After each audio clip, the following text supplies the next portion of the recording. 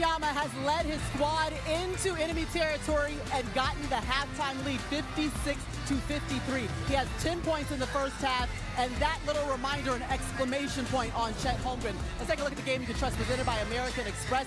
These are your first half stats. Of notice, the offensive rebounds for OKC have led to 17 points. Also, those bench points at 20. We have seen Jared McCain with 10 points and Jalen Williams off the bench with 8. Look, we are in the middle of OKC, celebrating country music, living that Southwest lifestyle, and we are in the Paycom Center for Game 7, where in rhythm, we've seen both of these squads have some of their runs. T-Mac is still dancing. Maria Taylor, the Hall of Famers. Carmelo Anthony, Vince Carter here as well.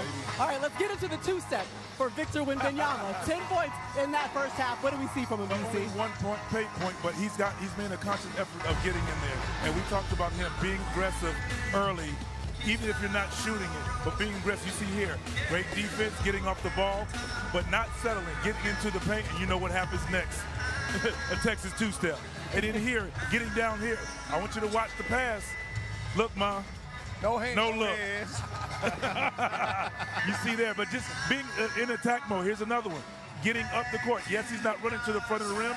Rhythm shot. Steps in rhythm and takes the shot. When he's doing that, he's effective. I still would like to see him in transition run to the front of the rim. But we did get to see him posting up, getting in the paint. He didn't make 2 of those, but he's making a conscious effort of being down there, collapsing the defense. Hey, listen, the Spurs, they got out to an early lead, led it by as many as 14 in this game. But SGA, 19 points in the first half. That's the most he's had in the first half so far this series. More than impressive to start this game. Well, again, the question that we proposed earlier in the show was, did Shea figure it out, or is he still searching? I think Shea figured it out. He got up to a slow start, meaning he was only 4 for 6 early, figuring the game out. That second quarter, he came out and he put this team to work. He got into his spots, but he got into his spots differently. He didn't dribble to his spot. He caught the ball, face up, jab, shot. Now, he added, and if he add that to his game in this second half, San Antonio will have to make another adjustment. Mel, you and I pregame was watching SGA shoot when he was warming up. And we simultaneously looked at each other and said, Matt, he locked in. And that's what he was in that first half. He was locked in. You know, it takes some time to kind of figure defenses out when they're throwing the kitchen sink at you. Tonight, he figured it out. He's getting to his spot, and he's hitting. Yeah, remember, he had just 15 points, guys, in Game 6. He had 15 points by the 4:44 mark in the first quarter, so he knew exactly how to get to his spots. The key to the second half, though, BC, you think will be separating these two teams in Game 7? More Shea in those positions. And one thing we talked about, adding Cason Wallace into the game, he doesn't have to play the point. He now gets to be the quote-unquote shooting guard or 2-man, where now he gets the ball with a live dribble, able to dictate where he wants to go or how he wants to score. I look to see more of that and force them to double team and get other guys involved. Also, they need to continue to push the pace. Right? I think they slowed down, and the way they play is turnovers and push the pace. For San Antonio, they did a phenomenal job of taking care of the ball, and that's what you have to do on a Game 7 on the road when a crowd is extremely loud and hostile. You take care of the ball. They did a great job of that. And let's keep a look at the offensive rebounding from both teams. Whoever could win that battle, the offensive rebound battle, I think also gives them a big advantage tonight. Yeah, well, ultimately, offensive rebounding battle goes to OKC in that first half. They had 9 of them and 17 points, second chance points with those O boards. All right, we are in the middle of a battle in Game 7 here at the Paycom Center, the middle of the loud city, and it's getting louder because they're two-time Game 7 in NBA history. Welcome inside the Paycom Center. We are courtside, Maria Taylor, alongside the Hall of Famers, Carmelo Anthony, Vince Carter, and Tracy McGrady. And we should have known when we started this series, we were going to end up right back here for a Game 7 because we have superstars on this court. A Defensive Player of the Year in Victor Wembanyama, and of course the two-time MVP, Shai Gilgeous-Alexander. And let us start there because he's coming off his lowest scoring total of the season, worst plus minus in a -28, but we know that he's a superstar that has played well throughout this series as well. We do, and it's Game 7, and points and percentages doesn't matter. What matters is how can you figure out how to get the buckets you need and for other guys. We know when he gets to his left, he is dynamic. He's great with the bump off to his fadeaway. Can he get to that and be aggressive? In transition, sometimes you just need to do what you got to do, get to your move, get to the basket, and try to get fouled, or they let you score. See here, 7 seconds on the clock. See the double team, getting off the ball early, making the right play. Sometimes the ball will find you when you get off the ball early. And lastly, I see downhill, see a little space. We know they're going to put multiple bodies around him. Again, finding your shooters, and your shooters must make shots. There's a guy who's shooting 56% in Caruso. So getting in the paint, compromising the defense, forcing the issue sometimes is something Shea's going to have to do to pull his victory. One thing we know about the Spurs is they've defended Shea well. His scoring has dropped by nearly 7 points compared to the regular season, though, VC, averaging 24 points per game. It's his lowest in a series over the last 3 postseasons. However, after a loss so far this series, he's averaging 30 points and 9 assists. Bounce-back game is critical, and he's got that on lock. Let's talk about the Spurs. Second-year man, Stephon Castle. Mitch Johnson, his head coach, calls him an attack dog. He gets it done on both ends of the court, T-Mac. Listen here, this fearless young cat right here, second year, is a dog, is what we like to say.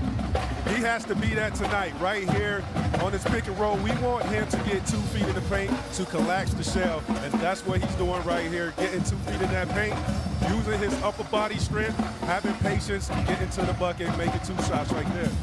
Again, coming off of this pick and roll right here, he's being extra aggressive, right? This is what he do. They're going to need these easy opportunities to get themselves going in a game 7 like tonight.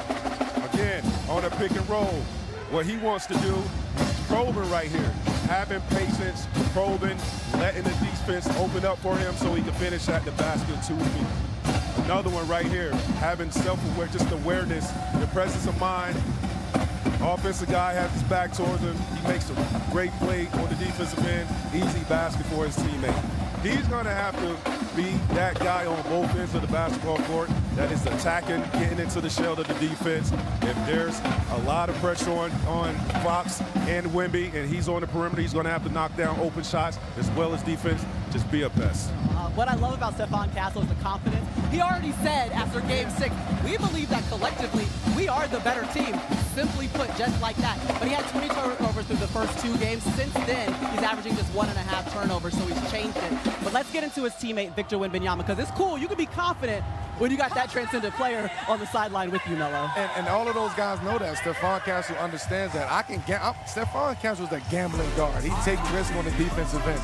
But he know he can take extra risk when he has Wemby back there defending the paint and covering for everybody out there. If you look at it right here, he's bodying Chet. He's going that Chet right here. He's using his left, he's using his right. Defensively, he's bodying Chet, blocking the shot. Chet's got to figure out how to get Wemby off of him. Move around, put him on the perimeter. This is Game 7. You got to do what you got to do. But also with Wemby, his presence on the court, he gives his teammates a calming presence. When he came in here the other day with the robe on, with the outfit, he gave his team a calming presence. And I think coming into this Game 7, he's going to give them that too. Just that calming presence on the road, understanding that we got to be calm in the midst of chaos here on this road in Game 7. But Wemby, you got to be Wemby today. Yeah. We need the transcendent Wemby to be Wemby today. Trust your teammates, but also come out the gate and be aggressive. Do not take your foot off the pedal tonight. That was something that he did for sure in Game 6. 28 points in 28 minutes, and that's exactly what they needed for sure. Let's talk a little bit more about SGA, the 2-time MVP, and the entire OKC roster that has the experience, T-Mac, that maybe the Spurs team lacks. Obviously, they're young and they're confident, but they've been in Game 7s before. They needed 2 of them, 2 wins to win an NBA title just a season ago. Game 7 in the championship, they did their thing, right? So that's the experience that they have over San Antonio. And for me, Shea has that experience, and he knows how to play in these games, right? And we look at how he's struggling offensively.